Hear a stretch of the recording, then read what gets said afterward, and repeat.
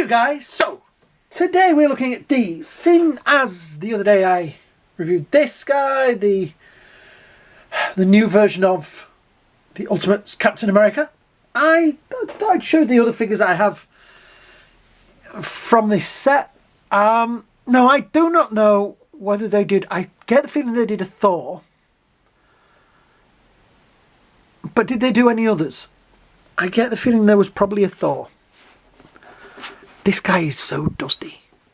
Oh no, he isn't. It's his pants. I thought there was dust on him there, but it's his pants. Yeah, so we have... These are from the Ultimates comic book. If you haven't read it, I highly recommend it. It is a... You can really see where they got some of the ideas for the Marvel Universe from, you know, the movies. And it really did get me back into reading comic books. They did do an animated version of it, which I literally, if it had been on video cassette, everybody knows what video cassette is, I would have worn it out. I watched it that often and that much. It is a great animated cartoon. They made the second one, that's not so good, but the first one was brilliant. So in this set we have Captain America, Iron Man, and the Hulk, which is the Grey Hulk, because in this story it is the Grey Hulk. The artwork in the original story, all the characters are drawn a little bit like real life actors, so maybe that's why we didn't get so many figures from this set. This guy did have a base with him, this guy did have extras as well, but over the years he's been moved around and shifted. This guy I bought on a car boot for, would you believe, £1. And yeah, you know, in those moments where you pick something up at a car boot sale or charity thing, something like that, and you pick it up and you look at it and you go, this is going to be expensive. You go, how much is that? And they say £1. And you have to really try not to go woohoo and give away that it is something really cool. I did pretty well with that. So yeah, so we'll start with this guy because he's already had a little review in the other Captain America one. He obviously has his original base. The face on him, let's do that, isn't great. It's got a very strange colour. You can see that. I think it's sort of the paint has reacted with air and heat and things like that, and it's gone a little wonky. From a distance you don't notice it, but when you do a real close up, oosh. He has the armour, stripes, the big pouches on the belt there, which is pretty cool. That's definitely a thing of that era. I say the grey stripe down the pants there, which I'd forgotten about, and the definitely more workman realistic boots, not the bright red that so many Captain Americas, well, so many versions of Captain America have worn. Also with the gloves as well, more of a grey. But shield is okay. It's a little thin and a little tiny, but I don't know. That's how they did things back then. We were used to it back then. Right, we shall shift him out of the way.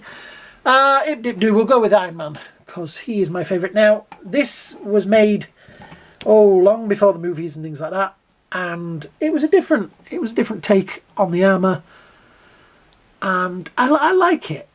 It's more, I've always thought it's a little bit more realistic in the style, you know, that you can see its big chunky bits. This, I've always thought this figure maybe that bit there, the scaling may be a little bit wrong, you know, anatomy wise, because if that bit's there, his chest would be there, his head would be a little bit low down, but it's comic book, so... And if you know Robert Downey Jr. in the movies, it's not him in the suit, and when you see him in like when they're filming it, he's not as tall as Iron Man is, if you know what I mean.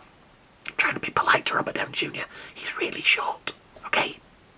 Don't tell him I said that. I think he'll get upset, okay? Cool. So this one does have a removable wrist shield, as you can see, which reveals there is no articulation in that joint at all. So yeah, this one isn't. Oh, that one is also removable, and I don't know where that little bit went. Oh, there it is. Right. So yes, so he has two removable. He had like a base that was the thing that he, like a base that he plugs into. Some bits feel a bit sticky, but I don't know whether that's just like there. I don't know why he would be sticky, but because he's just been stood on a shelf for the last, I'd say, 4 years.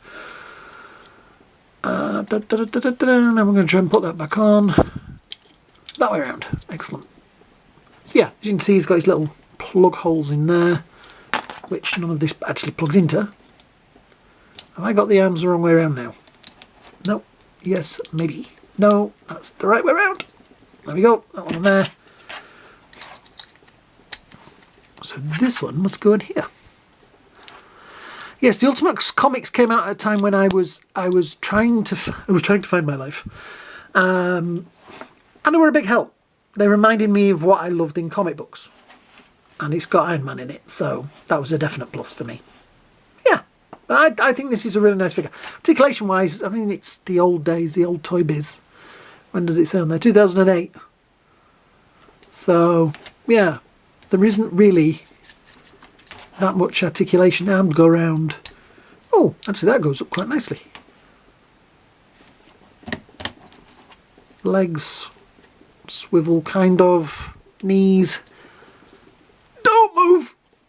So yeah, wasn't exactly the most articulated of figures, but still kind of cool. Right, we'll now get on to Mr. Banner. This is a monster of a figure. I think he came with steel bars, or you know, the usual metal bar being crushed.